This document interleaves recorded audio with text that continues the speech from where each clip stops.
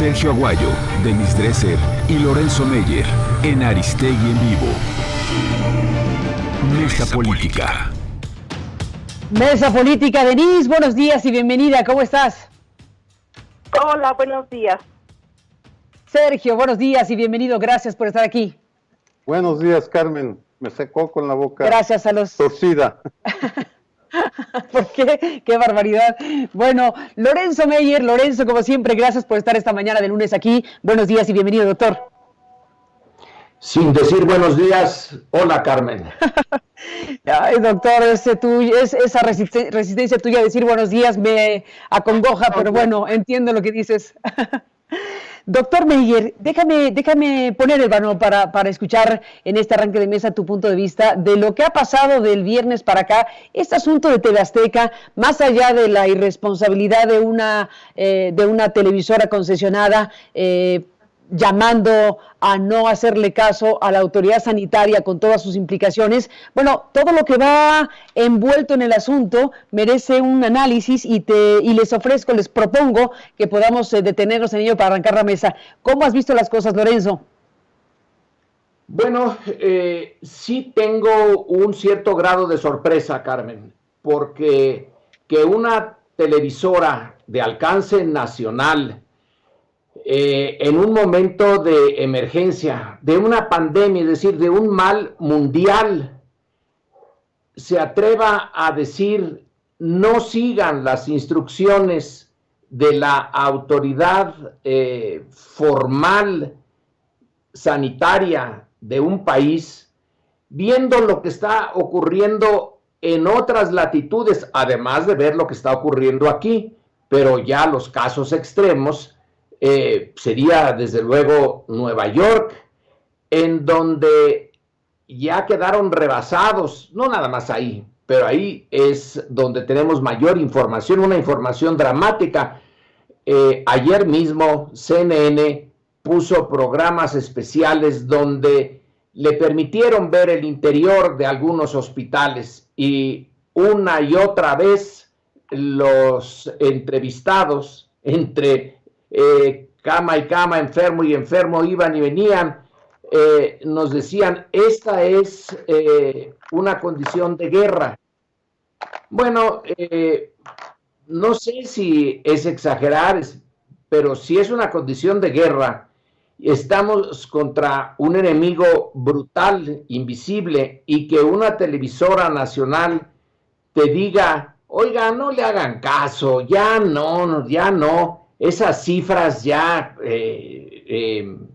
no son válidas, y que se apoye en lo que dijo el gobernador de Baja California, un gobernador Bonilla que, recordemos su biografía reciente, pues intentó cambiar una elección por un periodo extraordinario corto y hacerla un periodo largo.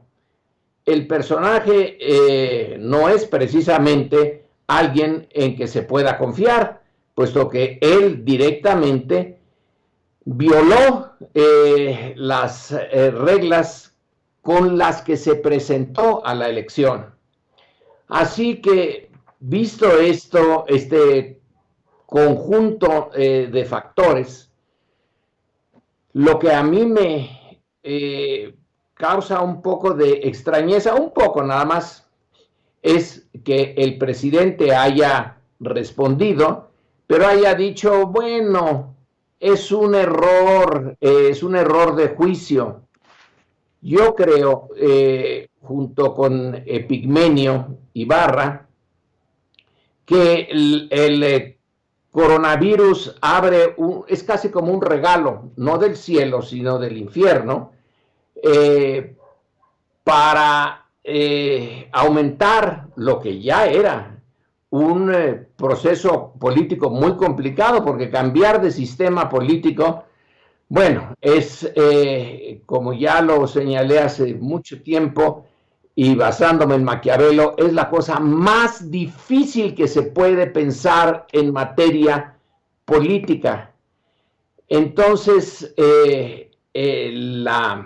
la crisis creo que se presenta para los adversarios, bueno, no adversarios, enemigos de plano de la transformación, como una oportunidad que no esperaban, pero que está siendo aprovechada al máximo en otros países donde no han intentado cambiar de sistema político ni nada, sino la normalidad en este campo sigue. Es de todas maneras muy difícil llevar a cabo la vida política cotidiana, te desestabiliza todo, porque es una crisis sanitaria, es una crisis económica, y las dos juntas a nivel mundial es explosivo. Y entonces que venga alguien que está aprovechando una concesión del Estado para decirte no le hagan caso. ¿Y quién lo dice?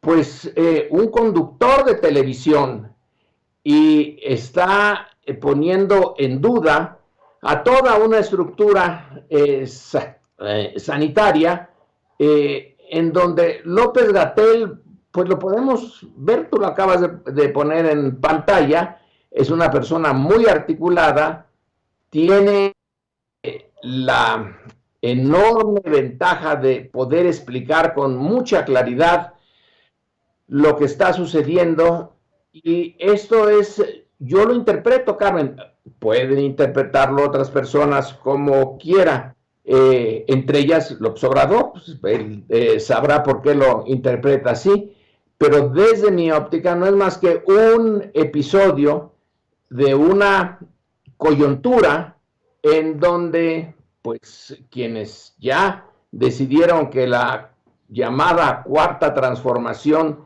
debe de detenerse y es un mal horrendo que ha caído al país, entonces aprovechan esto y hacen las cosas más difíciles. En otras circunstancias, y con esto termino, una guerra como la que definen Macron, entre otros, dijo, estamos en guerra, requiere una solidaridad interna.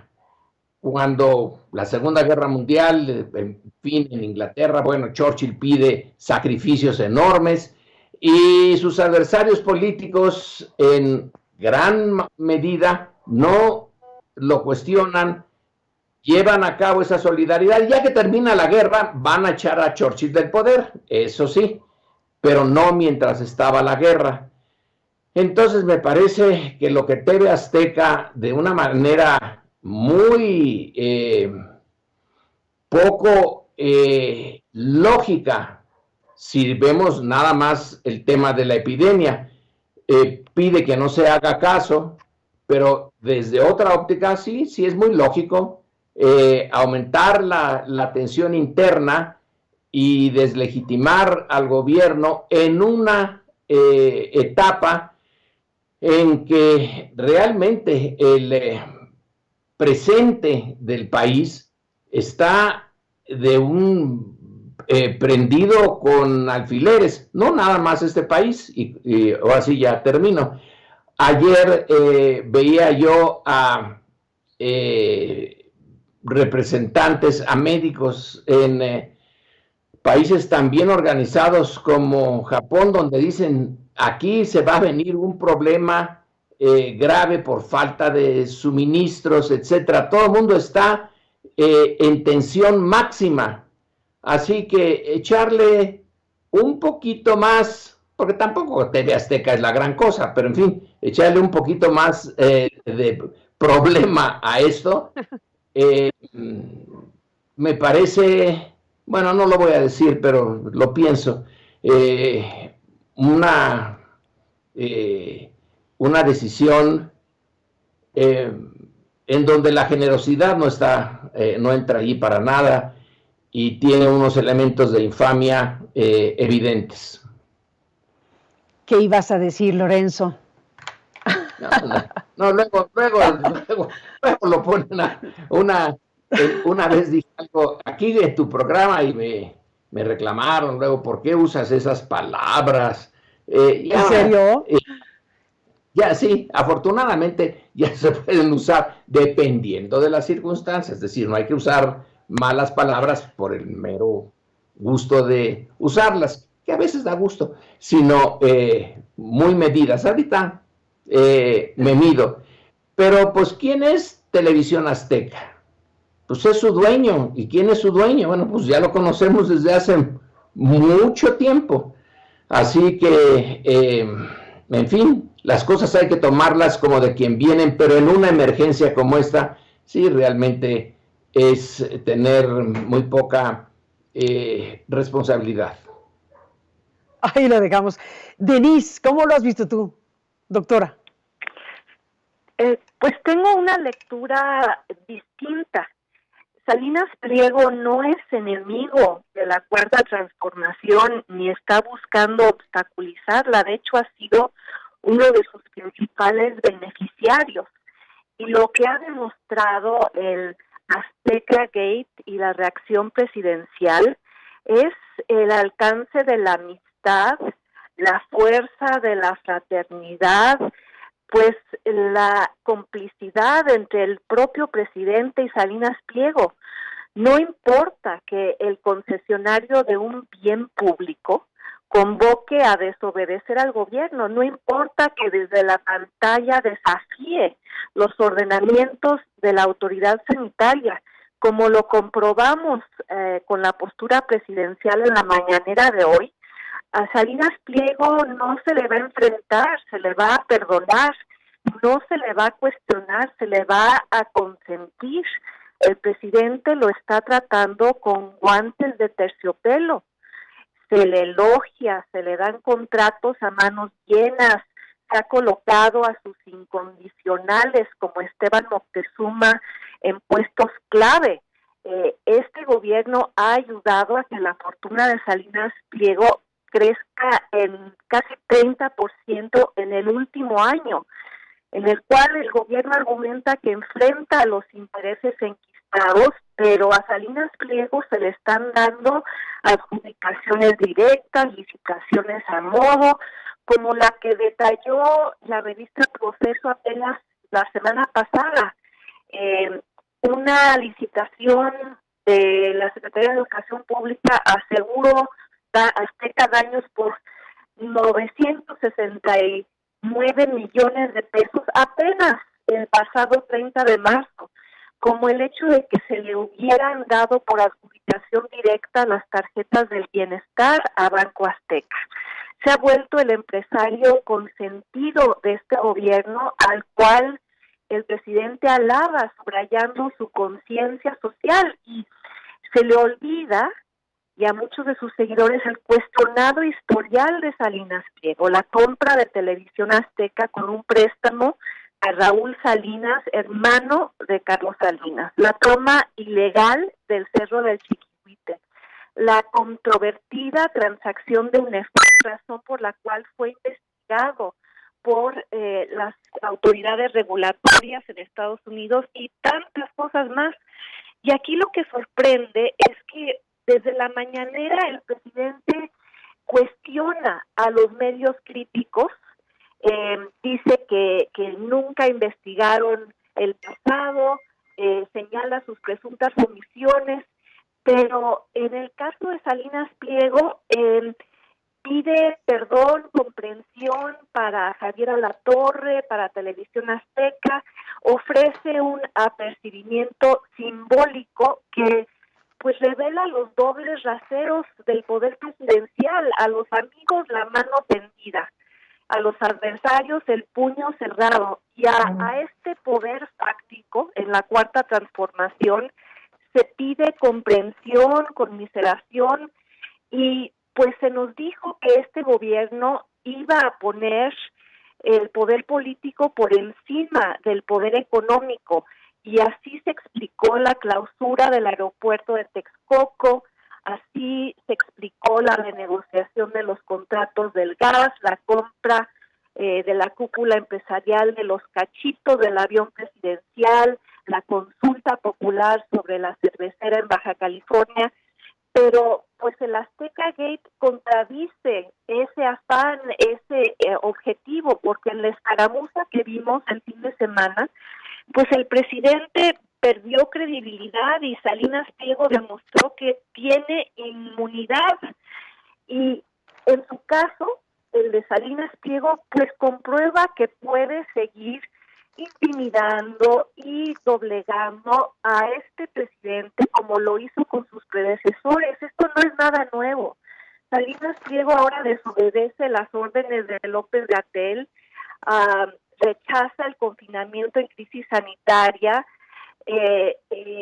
puede seguir exprimiendo a los pobres vía las tiendas Electra, que permanecen abiertas en un desafío abierto a las órdenes de cerrar empresas no esenciales. Puede despedir a trabajadores y obligarlos a laborar, y han salido toda una serie de notas esta semana, notas periodísticas sobre los empleados de los negocios de Salinas Pliego intimidados, enfermándose, obligados a presentarse, y parecería que ante eso, para Salinas Pliego no habrá multas o clausuras o acciones frontales, solo pues abrazos o perdón, y él está haciendo, Salinas Pliego, lo que siempre ha hecho, que es obligar a que los presidentes que deben hacer que se cumpla la ley, pues la ignoren en su caso. Lo hizo con Fox en el Cerro del Chiquihuite, lo hizo con Calderón, lo hizo con Peña Nieto, y parece que está aplicando aquí, Cuarta Transformación, otra vez la estrategia Electra de venderle algo al presidente, por lo cual va a pagar el resto de su vida. Poco sabía López Obrador cuando celebró la noche de su elección en su departamento con un whisky sentado con Salinas Pliego, como lo detalló la nota de El País apenas hace unos días, que iba a acabar pues acorralado por la persona con la cual brindó, porque parecería que empeñó su presidencia, así como los pobres empeñan su futuro cuando contratan un crédito con Banco Azteca, Carmen.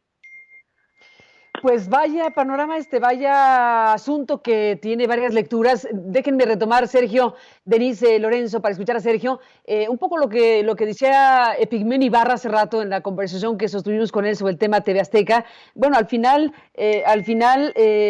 hay una circunstancia en donde pues también hay una intención de afectar al presidente. En este capítulo de TV Azteca, a ver, hay un asunto, desde luego que no fue una ocurrencia de Javier Alatorre, no fue una improvisación, fue un tema perfectamente pensado y calculado para causar algún tipo de efecto. No me imagino que se le ocurrió al vuelo decir lo que se dijo en la pantalla al conductor de televisión. Estamos frente a algo en donde se colocó al presidente de la República en una disyuntiva, Sergio, en donde necesariamente iba a quedar mal, porque si reacciona como está reaccionando, puede ser calificado de blandengue o de protector de Salinas Pliego, pero si reacciona castigando a la televisora, pues es Chávez, diría Pigmenio. ¿Cómo ves tú, Sergio? Bueno, Carmen, primero, aprovecho brevemente para decir, yo estuve en la jornada, escribí en la jornada semanalmente del 84 al 96. Desde el 2001 estoy en Canal 11, y desde 1996 a la fecha en Reforma. Y ni en Reforma, ni en Canal 11, ni en la jornada, jamás nadie me dio línea, abonando a lo que tú dices. Lo que escribo con errores, aciertos, es lo que creo con base en evidencia y con base en mi análisis. Hecha esta aclaración, paso al punto de TV Azteca y Salinas Pliego. Me pregunto el por qué en estos momentos el acto de rebeldía. Quisiera contextualizar y recordar que la semana pasada fue muy agitada para la estrategia de salud pública por varias razones. Se acerca la fase 3, se rebelan los gobernadores, Está el incidente de la guía para asignar recursos, que fue subida al Consejo de Salubridad General y luego bajada, jamás aclarada, lo cual todo apunta a que hay un debilitamiento o cuestionamiento de la estrategia de López-Gatell y de su estrategia desde el interior de la Secretaría de Salud, porque todo el zipizape por la guía viene de decisiones tomadas al interior del Consejo de Salubridad, tal vez inconformes con López-Gatell por su protagonismo mediático, por sus decisiones, pero tal vez también por la llegada de Marcelo Ebrard, un internacionalista, a encargarse de coordinar toda la respuesta del gobierno. En todo caso, es en ese contexto cuando vienen esas frases pronunciadas por Javier Alatorre. Coincido contigo, no es él, sino uno inmediatamente, sabiendo cómo funciona esa televisora, inmediatamente piensa en Ricardo Salinas Pliego. Y la pregunta es, ¿por qué ese gesto de rebeldía? Y ahí he leído varias explicaciones. Una, que se rehúsa a pagar un adeudo en impuestos por 30 y tantos mil millones de pesos. Dos, que se rehúsa a cerrar las tiendas Electra, los miles de tiendas Electra, pese a que son lugares o negocios no esenciales. Y tres, porque quiere alguna concesión que desconocemos. En todo caso, lo que menos necesitaba en el país, la población que espera aterrada la fase 3, López-Gatell y el presidente, es ese acto de rebeldía. Y sí, coincido contigo, haga lo que haga el presidente, pues está viéndose, su respuesta para mí es errónea, ese trato privilegiado, disculpar a Javier Alatorre me parece que es una señal de debilidad frente a un empresario muy poderoso y acostumbrado a salirse con la suya, sea como sea. En ese sentido, pues es una puña más a una situación extraordinariamente complicada y que, en mi opinión, se le está saliendo de las manos al presidente de la República y a la 4 Transformación. Y eso no es culpa de sus críticos, son decisiones que ellos tomaron, porque si lo pensamos bien, todo este problema que estamos viendo se da al interior de la 4T, divisiones entre ellos, y con los amigos de la 4T, que es Ricardo Salinas Pliego. Bueno,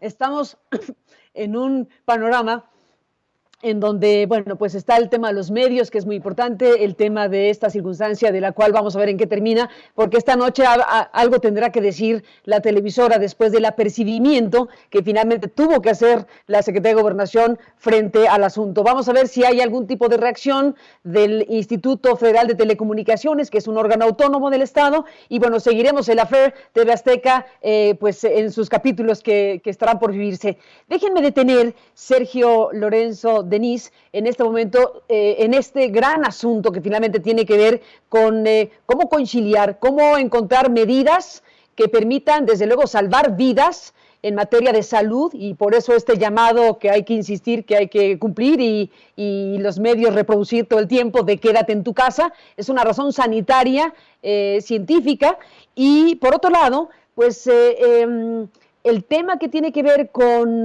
lo que viene en materia económica, las decisiones que muchos esperarían se tomen por parte del gobierno de la República de cierta manera, pero las decisiones se toman de otra, y hay una discusión aquí abierta que incluye, déjenme sumar varias cosas. Uno, el comunicado de ayer de los coordinadores parlamentarios del PAN, del PRI, de Movimiento Ciudadano, del PRD, que le dicen al presidente de la República, si no se incorporan elementos que permitan al Congreso participar de una definición legal de cómo enfrentar la pandemia en términos sanitarios y económicos, no nos presentaremos a la sesión de hoy, que ha sido convocada para aprobar la ley de amnistía, esta ley de amnistía que permitiría liberar a un número importante de personas que están presas en este momento en el ámbito federal, y bueno, pues ellos han sido convocados para que se apruebe esta ley de amnistía desde el Senado.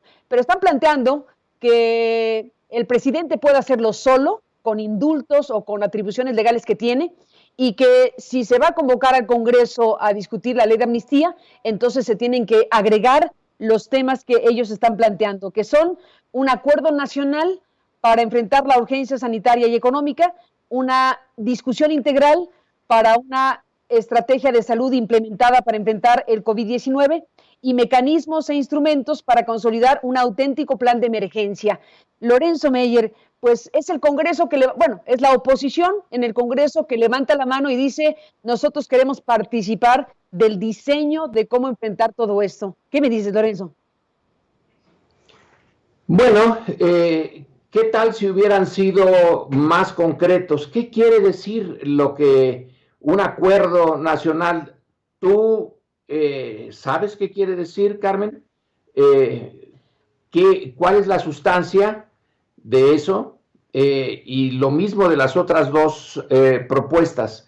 ¿Qué quieren decir? Lo único que fueron muy concretos es en decirle al presidente, usted puede hacer la liberación de estos presos para evitar el contagio lo más que se pueda. No se va a poder evitar del todo, pero en fin, esta aglomeración de prisioneros, que es una cosa histórica en México. Siempre han estado las cárceles insuficientes, han sido insuficientes para albergar a los prisioneros como se supone que debe de ser. Pero en fin, está bien, es una buena respuesta. Hágalo usted, señor presidente, y no nos esté metiendo en esto. Nosotros solo iremos a un acuerdo nacional.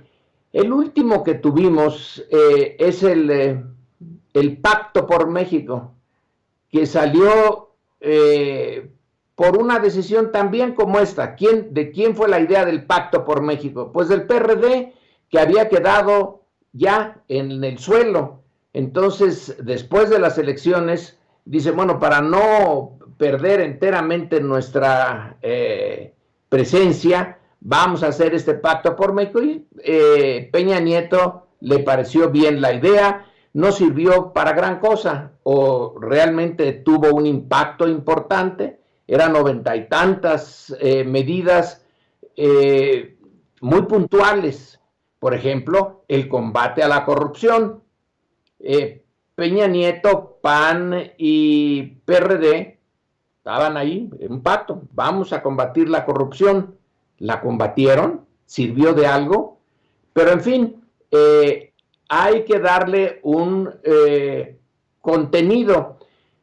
Esta oposición, algunos de los miembros de esta oposición realmente representan muy poco, pero algo representan.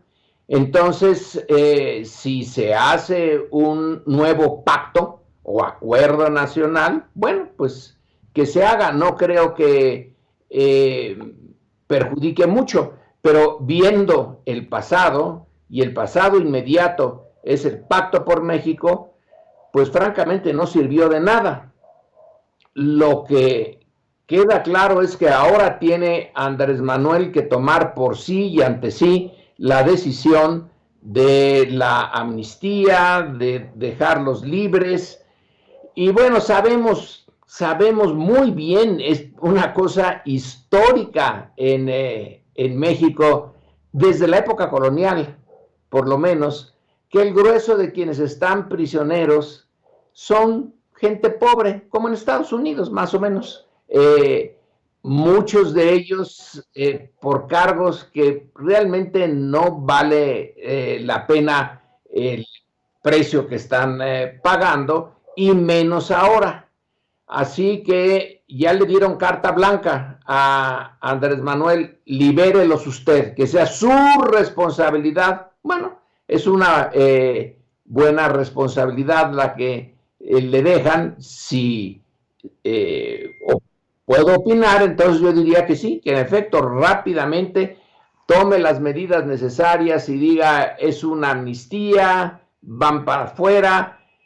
Luego lo van a acusar de que deja ir a elementos peligrosos en una sociedad que de por sí está en peligro, y que el día de ayer hubo más asesinatos que nunca y que está mal que los deje libres. Si no los deja libres también está mal, porque entonces los pone a los pobres a pagar el pato de la pandemia. Esto es como lo que acabas tú de decir de la cosa con Televisión Azteca, como se decía antes, el cuetero. Si le sale bien las cosas, le chiflan; si le sale mal, le chiflan. Así está esta situación. Y bueno, si yo fuera parte de la oposición, en este caso, si fuera yo miembro del PRI, que Dios no me castigue por eso, con ese camino, o del Movimiento Ciudadano, o del PRD, pues también aprovecharía la situación para ponerlo en esa disyuntiva. O nos toma usted en cuenta y acepta nuestras posiciones, que aunque no las ganamos muy bien en las urnas, pero en esta crisis, háganos usted el caso. Sí, es lo lógico lo que hacen. Me parece un movimiento político inteligente, no muy generoso, pero sí inteligente, y que Andrés Manuel va a tener que responderles, y rápido. Pero bueno, es una de las mil coyunturas que se van a ir presentando ahora con la pandemia, y sobre todo después, porque también en el correr del tiempo, ya que pase el día 30 de mayo, bueno, va a haber muchos platos rotos, y entonces va a seguir este tipo de pues de confrontación, porque diálogo no es, pero de confrontación sí. Y ahí ya la sociedad mexicana, para bien o para mal, será la que diga qué hacer cuando llegue la revocación del mandato, Carmen. ¿Qué dices, Denise, de todo esto? Lo que me ha sorprendido de las últimas semanas y meses es ver cómo en muchos otros países vemos a gobiernos actuando con prisa, con ansiedad, corriendo para evitar los peores estragos del coronavirus y actuando en múltiples frentes, mientras que aquí parecemos ir a ritmo lento, con parsimonia, sin prisas, con acciones mucho menos contundentes, mientras allá afuera siguen laborando porque no tienen otra opción.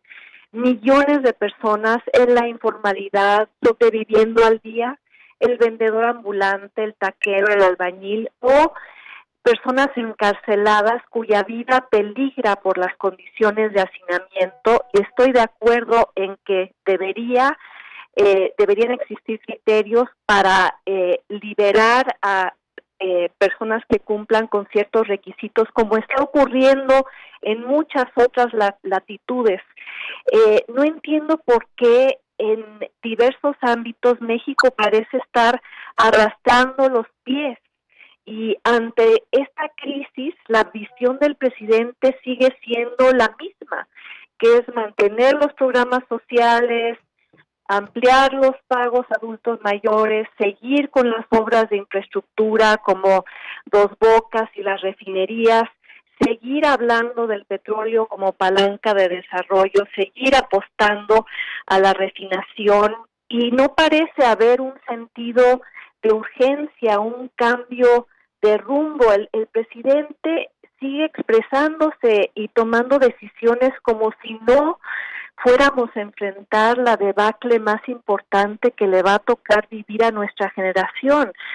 López Obrador, por quien muchos votamos, difícilmente va a ser ya el presidente de la Cuarta Transformación, va a ser evaluado como el presidente que encaró un reto para el cual a veces su gobierno no parece estar preparado y no parece actuar con, insisto, la contundencia o la velocidad requerida, como si al norte de la frontera no se estuvieran apilando los muertos, como si estados enteros como Nueva York, California, países enteros como la India no estuvieran en cuarentena total, como si jefes de Estado no hubieran dado mensajes subrayando la magnitud de la emergencia. Anthony Fauci, el epidemiólogo estrella en Estados Unidos, aparece todas las noches, no sé si no es en las mañanas, con Donald Trump, argumentando que cualquier cosa que parezca una sobrereacción ante el COVID-19 después va a aparecer como una sobrereacción. Y en México no se han estado tomando medidas más drásticas, porque se argumenta que hay que proteger a la economía y proteger a los pobres, pero no se hace ni lo uno ni lo otro, y podríamos acabar en el peor de los dos mundos, con una crisis de salud monumental por no haber suspendido las actividades públicas a tiempo y con una contracción económica brutal por no haber impulsado las medidas contracíclicas a tiempo. Y claro que la oposición se aprovecha de esto haciendo política, politizando los temas, como pues lo hacía también el propio López Obrador cuando era oposición.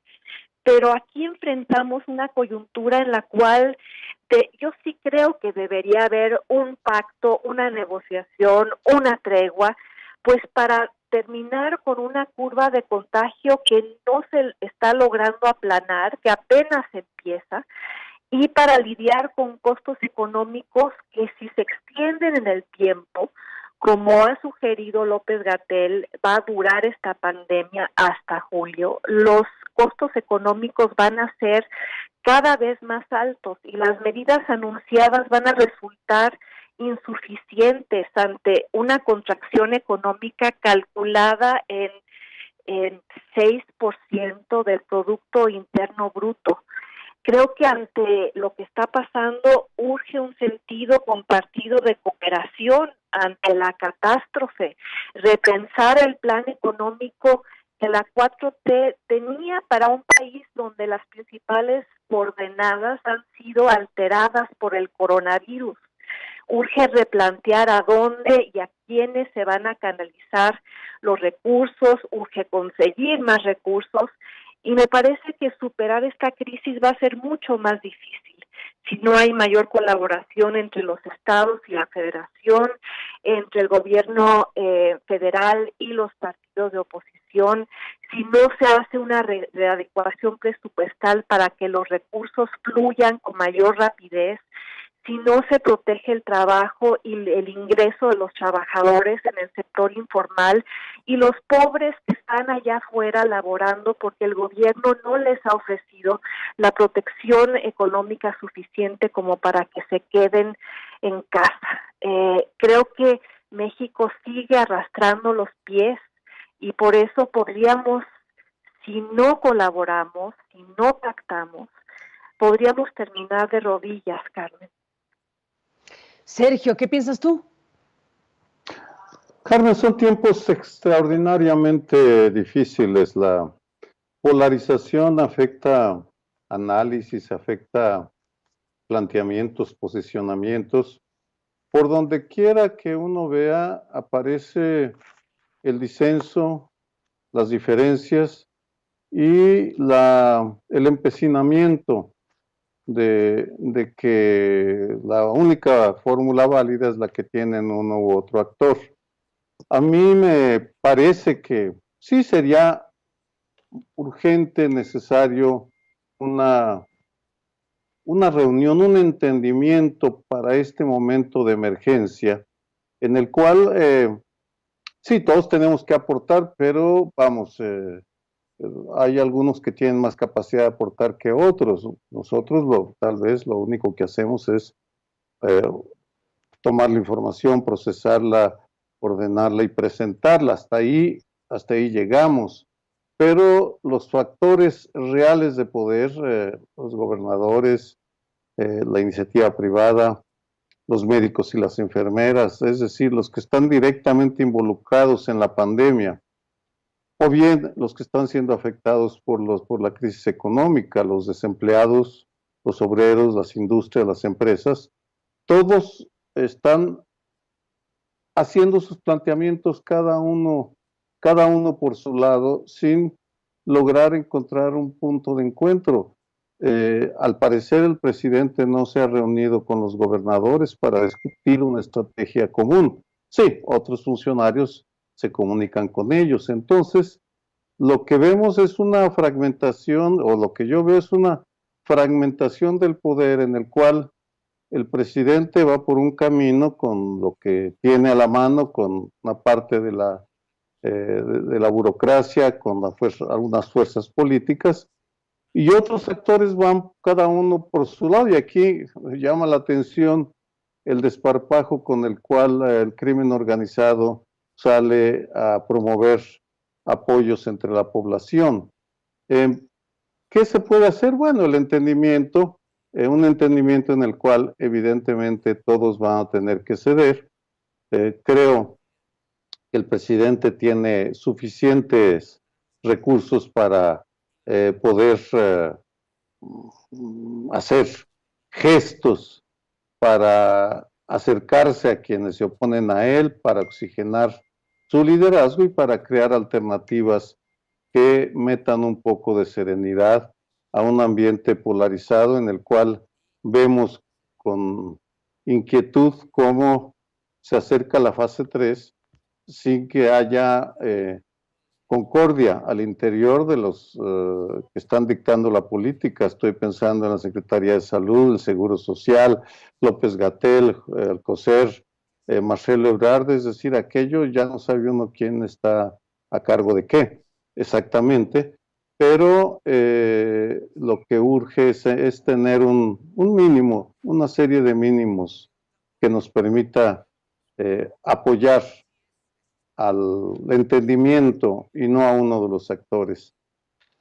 El tiempo está corriendo muy rápido, si no actúan pronto empezaremos a ver las protestas cuando los hospitales se llenen, no haya camas y no haya dónde meter a los enfermos graves porque el país carece de equipos y porque quienes van a ser responsabilizados, el gobierno de la 4T, López-Gatell y el presidente, pues no llegaron a un entendimiento cuando aún es tiempo.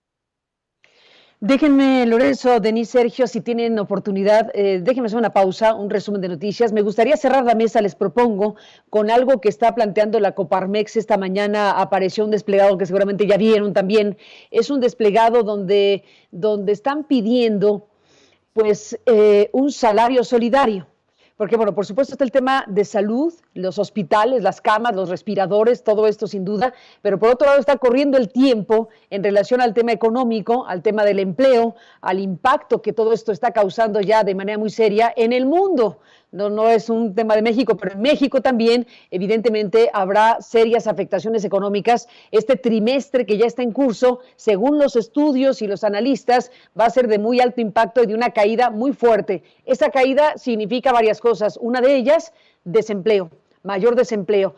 Por eso hay que detenernos, y les propongo, Sergio, Lorenzo, Denise, un comentario en este desplegado donde la Coparmex está hablando de un salario solidario. Que consiste en que solo durante el periodo de la emergencia el presidente de la República autorice recursos extraordinarios financiados con los impuestos que todos pagamos para que una parte de su salario se cubra con dinero que aporte la Federación, y dicen los empresarios que esto es viable financieramente para la hacienda pública. Déjenme volver con este tema y cerramos la mesa con ustedes en un momento más. Volvemos. Sergio Aguayo, Denise Dresser y Lorenzo Meyer en Aristegui en Vivo. Mesa Política. Bueno, regresamos en esta mesa política rápidamente, cerramos con esto que les propuse Lorenzo, Denise, Sergio. Bueno, plantea la Coparmex un salario solidario, es decir, que con dinero público se pueda pagar parte de los salarios en México. Estamos en la fase 2 todavía, hay una emergencia sanitaria y bueno, el planteamiento es que la gente esté en su casa, que las empresas formalmente establecidas mantengan el salario actual de sus trabajadores y trabajadoras. Ese punto, bueno, en algún momento llegará al quiebre de qué vamos a seguir haciendo en relación a los ingresos de las empresas y si pueden o no sostener a los trabajadores que actualmente existen, por lo pronto el sector formal, que es en donde aplicaría este asunto. Lorenzo, ¿cómo ves este asunto del salario solidario? Bueno, antes, Carmen, te oí toser, ¿eh? No es que se me fue el café. Oye, se me fue el café chueco, ¿sabes? No. Le di un trago a mi café y se me fue chueco. Estoy perfectamente bien. No tiene usted derecho a pandear si no nos deja usted con los alatorres de este mundo. No. No, qué va, no digas eso.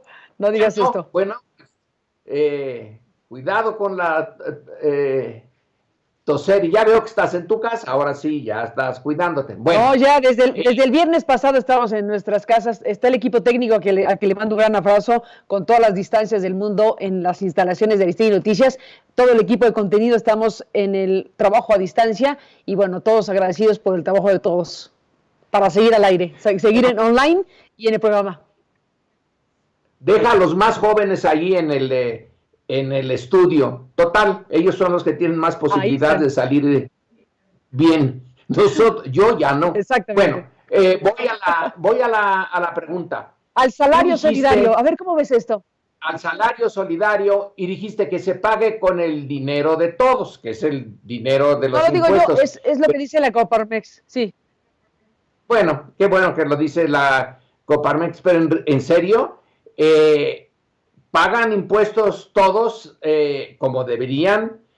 Ya sabemos que el erario mexicano es uno de los más débiles de América Latina y si lo ponemos en contexto internacional es de los más débiles del mundo. No sé si del África, ahí sí ya mi conocimiento sobre cómo andan esos impuestos es muy reducido, si no es que nulo. Pero en nuestro continente, en Europa, en Asia, sí, se pagan muy pocos impuestos. Entonces, algunos de los empresarios que están en la Coparmex, creo que son de los que deben impuestos. Así que vamos a ponerlo un poco en perspectiva. Son las finanzas mexicanas débiles. Ahora, que hay que apoyar los salarios de las empresas, me parece bien, pero aquí sí, todos coludos o todos rabones. Si las empresas formales solo dan empleo a una parte de los que están viendo afectados sus ingresos cotidianos y que una parte bien importante están en la economía informal, entonces hay que diseñarlo de tal manera que los otros, los de la economía informal, también reciban el equivalente, no nada más las empresas. Y sí, en la medida en que alcancen los recursos, en que se pueda, en que un país pobre, con un fisco todavía más pobre de lo normal, encuentre la forma de ayudar a que los empresarios no tengan que pagarlo todo, sino que lo paguemos entre todos, pero debe de quedar claro el mecanismo de solidaridad. Y la solidaridad debe de empezar con los que están hasta mero abajo. Si eso se puede, ir aumentando a los que están ya como empleados en las empresas formales, muy bien. Yo creo que sería uno de esos momentos en que las crisis permitan pues no igualar a todos, pero sí disminuir la brutal brecha entre los diferentes sectores de la sociedad. Así que la idea, que no es una idea que no se le haya ocurrido antes a alguien, pero es una idea que el gobierno tiene la obligación de responder, de tomarla y responderles, a mi juicio, con esa condición de que el fisco no se dirija nada más a los empleados de las empresas. Algunas de estas pequeñas empresas pueden asimilar el pago. Yo, por ejemplo, tengo una empresa. ¿Qué te parece? Soy pyme, tengo 2 personas a las que les pago. Bueno, pues les sigo pagando, pues ni modo, no hay de otra. Y no voy a quebrar, y no voy a pedir, óiganme, ayúdenme a pagarles su salario, pero supongo que una empresa más o menos mediana o grande sí necesita de estos apoyos. Que se le den, que se haga un plan para sostenerlos, no a los empresarios precisamente, pero sí a sus empleados. Sin embargo, que quede claro que los empresarios han pagado sus impuestos, pero hay que también señalar otra vez y muy seriamente a esos que no los han pagado. Y que se resisten a pagarlos, que ya dijeron, pues nos vamos a pleito, no vamos a andarles dando dinero al fisco así como así. Tiene que llegar también ese punto, quizá la crisis, tanto la de el virus como la económica, deben de hacer posible poner un punto final a eso del no pago de impuestos, sobre todo de los grandotes. Si nos dijeron que había ahí empresas que en conjunto debían 50,000 millones de pesos, bueno, pues entonces hay que llamar a cuentas a todos. Y si se encuentra la forma, que ya en ciertos sentidos se está haciendo, pero que quede más claro, para el empleo informal, que ha de ser un problemón, porque si son informales, ¿quién tiene su registro? Y los del empleo formal, bueno, pues adelante con este proyecto de la Coparmex, en la medida en que quede claro que es una fórmula justa, pareja, para una sociedad muy injusta y muy dispareja.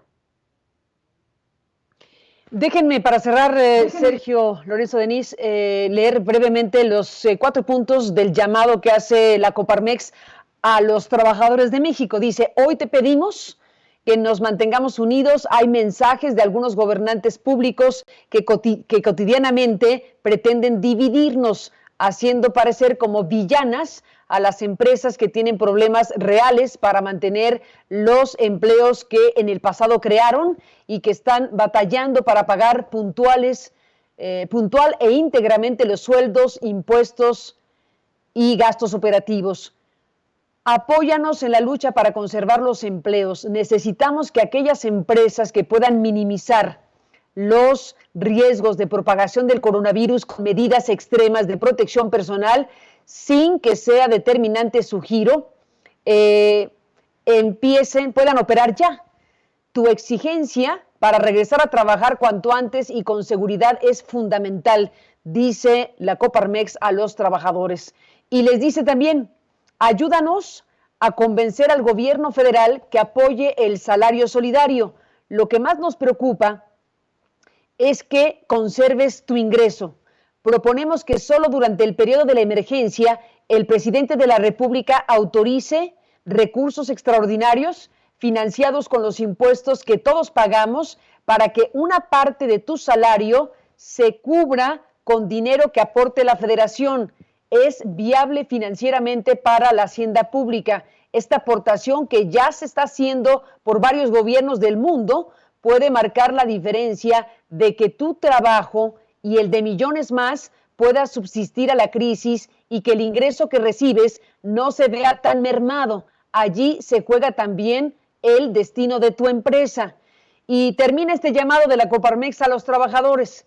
Te necesitamos para construir un gran acuerdo nacional. Queremos que de la mano con nuestras autoridades y a través del diálogo de las organizaciones de trabajadores y empresariales logremos consensos en lo esencial para enfrentar exitosamente este gran desafío nacional.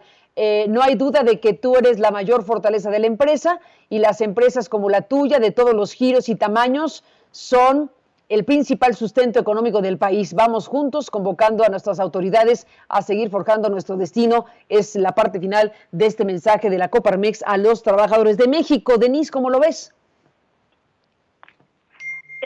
Muy rápidamente, en respuesta a algo que comentó el doctor Meyer, desde el inicio del sexenio, muchos empujamos la propuesta de una reforma fiscal de fondo progresiva que incluyera impuestos a los más ricos, que incluyera, por ejemplo, impuestos a las herencias, y el presidente no quiso, insistió en que no incrementaría impuestos, y eso explica la fragilidad tributaria a la que se enfrenta hoy y desde hace mucho tiempo el Estado mexicano.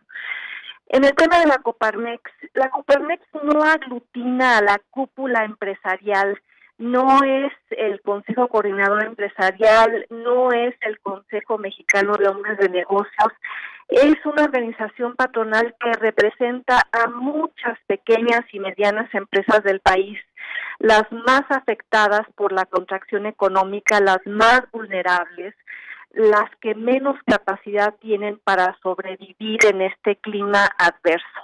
Y lo que está planteando la Coparmex es muy similar a políticas de rescate y apoyo desplegadas en otros países, incluyendo casi todos los de América Latina. Y en esencia se trata de que el Estado se vuelva el banco de última instancia, el rescatista que ofrece recursos de emergencia para que se pueda proteger el empleo de las pequeñas y medianas empresas, para que sea más fácil después salir de la congeladora económica de los próximos meses, sin que haya tantos despidos, bancarrotas y dificultades para recontratar a quienes ya fueron despedidos. Es un llamado a la sociedad, al presidente, a replantear su visión, una en la cual Andrés Manuel López Obrador ha preferido ofrecer nuevos empleos en vez de proteger los existentes. Ha prometido lo que son 8 millones de empleos en el próximo año, que se vislumbra muy difícil en un clima de crisis. Y si no se protege el empleo a través de transferencias gubernamentales temporales, como el salario solidario, va a ser va